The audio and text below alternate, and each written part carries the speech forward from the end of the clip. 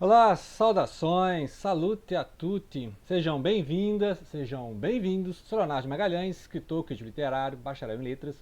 E você está no canal Literatura Agora, um canal que fala de resenhas de livro, dicas de leitura, biografias, igual ao tema de hoje, né? E a lista de livros que nós estamos lendo aí, literatura brasileira, literatura russa, né? Então nós temos aí voltar a ler literatura russa, o Dostoiévski, por exemplo, né?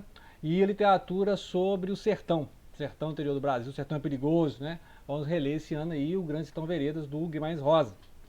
Então vamos falar hoje de biografias romanceadas, biografias literárias, autobiografias, etc. Né? Então vamos dar uma dica aqui, começando com Johannes Wilms, né, que é um alemão que escreveu essa biografia do Balzac, Honoré de Balzac, o da comédia humana, né? E aí ele vai contar aqui a biografia, a vida do Balzac e como é que o Balzac tirou aquelas ideias daquele monte de personagens, né?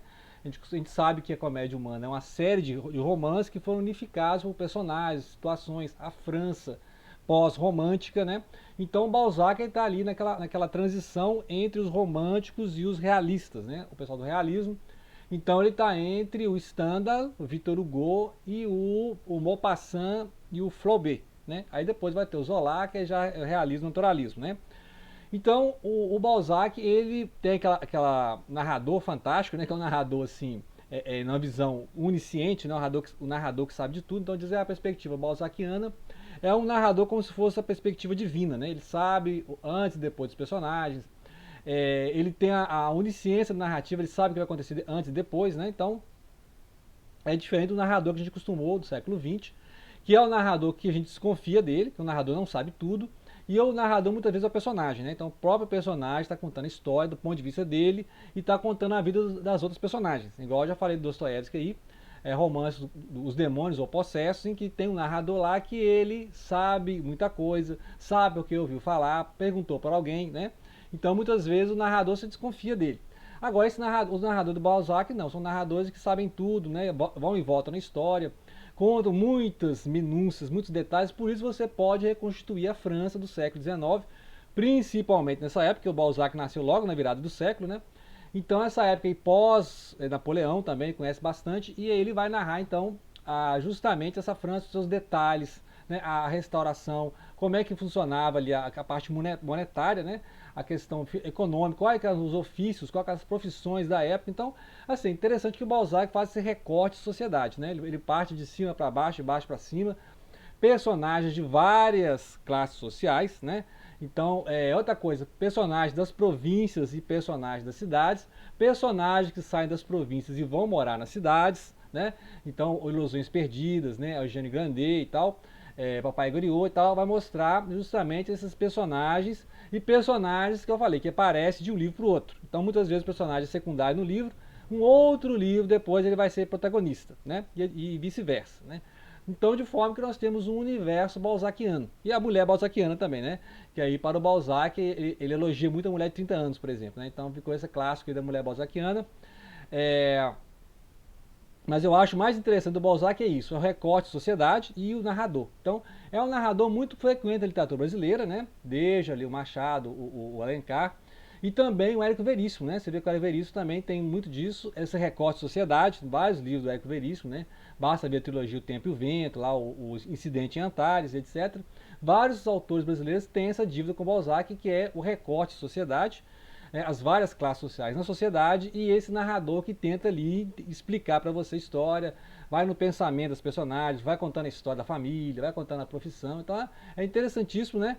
E aí o Balzac, por isso, ele foi essa transição entre o romantismo e o realismo, porque aí a partir disso vai surgir o Flaubert, né, igual eu falei, o Flaubert, o Maupassant, o Zola, etc. Né? E aí o Balzac está ali ao mesmo tempo que o Victor Hugo, né? Então a gente não sabe até qual que é melhor. E outra coisa, o Balzac também influencia por Dostoiévski, né? Então, pessoal, o Dostoiévski lia aqui, o Balzac e o Dickens, né? Charles Dickens, que é o inglês, né? O autor britânico. E o Balzac, tu pode dizer então que o Dostoiévski tem o melhor de ambos os mundos aqui, né? Ele tem essa dívida com o Balzac e com o Dostoiévski, e assim como o Dostoiévski tem dívida com o Stendhal, né? A questão psicológica e tal, né? É interessante isso aí. Então fica aí o Johannes Wilms, né? Que vai contar a história do Balzac. Continuando, agora falando de Rússia, né? Falando de Rússia, vamos ver aqui uma história, um romance, só que é uma autobiografia em romance, podemos dizer assim, né? Que é o Lev Tolstói, o Leon Tolstói, o autor do Guerra e Paz, Ana Karenina, etc., né? A Morte de Ivan Ilitch e tal. O Tolstói aqui, ele é a primeira obra dele literária, só que você vê que é uma obra literária a partir da vida dele, né? Tipo você vê ali o Pedro Nava, né? Só que o Pedro Nava conta a história da família, né, e tal. O Pedro Nava que é meio Proust, né? Proustiano, assim. E aí, só que aqui não é ele falando assim que é o Tolstói. Só que você sabe, lendo o livro, que é o Tolstói, né? Então essa é a grande sacada, porque aqui é o primeiro exercício de escrita literária do Tolstói a partir das memórias que ele tem, né?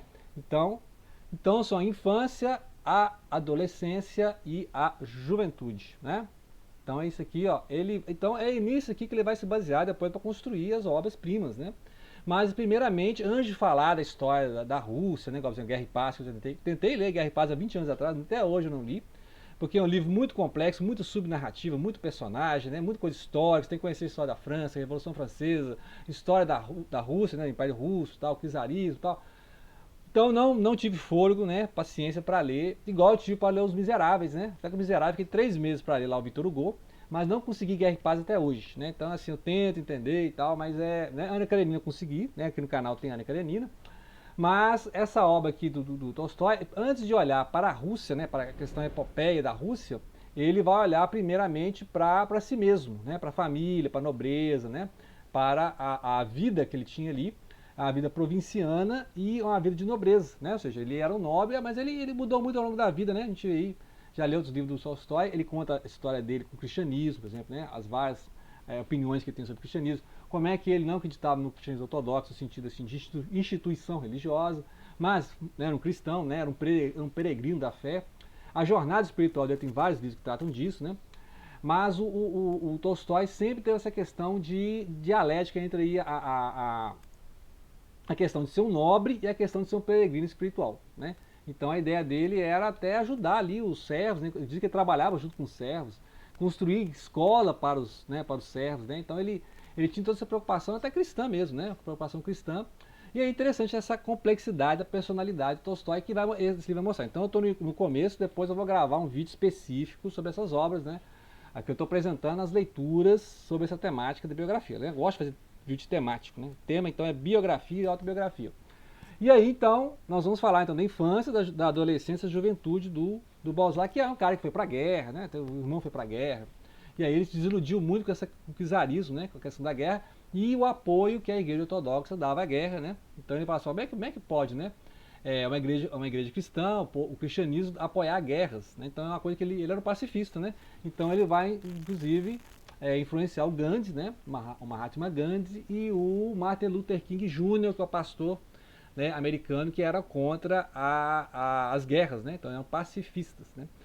Eles faziam uma revolução pela paz, né, desobediência civil, né, que é um tema aqui do pacifismo.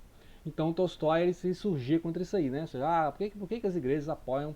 É a dúvida cristã mesmo, né? Várias denominações cristãs que fazem o pacifismo, né? Assim, eles não servem exército e tal, porque reconhecem que o cristianismo não deve se envolver com guerras, né? Ou seja, o cristianismo é uma religião de paz, né?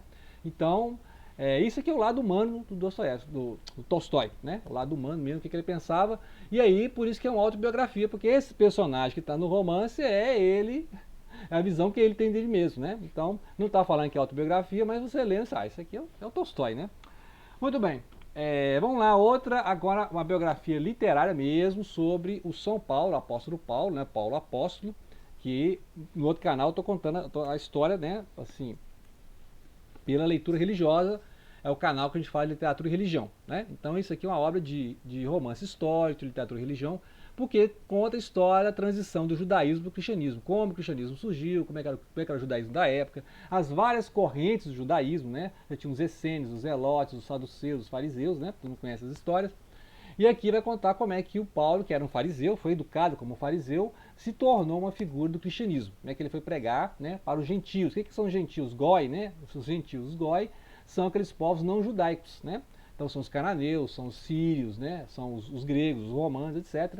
Né? Os persas, né? São povos não judeus, né?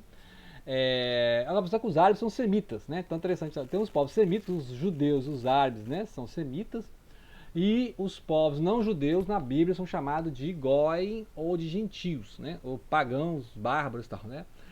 Mas aí o Jesus, quando veio, falou assim: ó, eu vim pregar para as ovelhas perdidas da casa de Israel, né? Ou seja, Jesus pregava entre os judeus. Mas quando Jesus, né, morreu, depois ressuscitou, etc., a mensagem do cristianismo espalhou pelo mundo todo e um dos responsáveis é o Paulo. Então por isso que eles falam que o cristianismo, na verdade, é um paulinismo, né? Que Jesus é o mentor intelectual do cristianismo, mas quem divulgou mesmo o cristianismo foi o Paulo, né? Que ele ficou mais de 30 anos pregando, foi lá para até Roma, né? Então até Roma o Paulo foi, passou ali na Anatólia, Capadócia, onde a Turquia, passou ali nas regiões, Atenas, né? Pregou em Atenas e tal. Então é interessante esse livro aqui, é um romance histórico que vai contar essa história, mas por que é mais histórico? Porque nós sabemos pouco sobre a personagem do Paulo apóstolo, né? Sabemos pouco da Atos dos Apóstolos e as cartas que ele escreveu para as várias igrejas que ele pregava, mas isso aí é meio muito diluído para a gente saber quem era. Ele era casado, ele era solteiro, ele era viúvo, né? Qual que é o espinho na carne, etc. Então essas questões, a romancista Taylor Caldwell, que é uma britânica, né? Então uma ficção britânica, ela vai encher isso aí como ficção. Então por isso que é literário, muito bem escrito, muito literário, só que o que mais ressalta é a parte histórica, porque ela reconstitui, né, reconstitui ali a dinâmica histórica, contextos da época, sociedade, né, a conversa entre saduceus e fariseus, como é que eles viam os essênios, né, a brutal repressão romana contra os judeus nacionalistas, né. Então os saduceus eram a quinta coluna, né, os saduceus cooperavam ali com os saduceus e os publicanos, né, que coletavam impostos, cooperavam com Roma. Os fariseus queriam mais a parte espiritual, né, muito cheio de regrinhas espirituais, e os essênios foram para o deserto montar suas comunidades. Então, os primeiros monges, né, as primeiras comunidades de monges, podemos dizer assim, no judaísmo seriam esses essênios que não tem mais, né, deixar lá os manuscritos Mar Morto. E os zelotes eram aqueles sicários, né, que atacavam inclusive as patrulhas romanas. Então, aqueles que foram crucificados com Cristo, né, lá o bom e mau ladrão, na verdade seriam o bom e mau salteador de estradas, ou então sicários, né? Porque se eles foram mortos na cruz, eles eram possivelmente criminosos políticos, né? Assim como Cristo foi considerado um criminoso político, né? Porque se fossem só criminosos comuns, cortavam a mão, se fossem criminosos religiosos, seriam apedrejados. Então, possivelmente aqueles amigos lá do Bar Abás, né? Lembrar que quem seria crucificado era o Bar Abás. Mas Barrabás tinha esses amigos aí, esses salteadores, que possivelmente atacavam os patrulhas romanas. Então, possivelmente eles mataram, assaltaram romanos, né? Então, por isso que foi para a cruz, tá bom? Então é interessantíssimo isso aqui. E aí tem aquela questão, Paulo não conheceu Cristo em vida, por mais que eles estivessem em paralelo, porque Paulo possivelmente era 5 anos mais novo que Cristo, né? Mas Paulo não, a Bíblia não mostra que Paulo conheceu Cristo, né? Então aí tem algumas passagens aqui que dá a entender que ele viu a distância, que ele ouviu a pregação, que ele conheceu José de Arimateia, que conheceu Jesus, né? Então tem essas questões aí interessantes que aí é a questão literária, né? Que nós não sabemos realmente que aconteceu isso aí. Por que Paulo não conheceu Cristo em vida e só quando ele se converteu, que é o caminho de Damasco, né? Que ainda vou chegar nessa parte que eu estou aqui mais ou menos no meio do livro.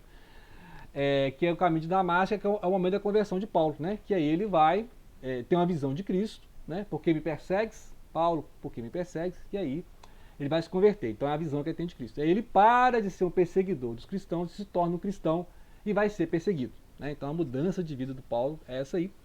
Então é um livro aqui, né? É um livro assim, né? Mês de leitura, muita coisa, muito interessante essa parte histórica. Então eu considero literatura e religião, romance histórico, né? Ficção britânica e também para quem quer conhecer aí a formação do cristianismo, né?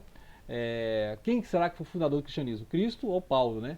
Então fica essa polêmica aí e é uma boa dica literária, então, né? Então nós temos aqui uma biografia literária, nós temos uma autobiografia literária, que é uma literatura, mas você sabe que é autobiografia, e você tem aqui o Balzac, que é a biografia mesmo, né? Então, e vai relacionando com a obra, né? Porque muita coisa aqui ele fala, isso aqui aconteceu na vida dele, inspirou o personagem tal, isso aqui aconteceu porque ele leu no jornal, né? Igual Dostoiévski, né?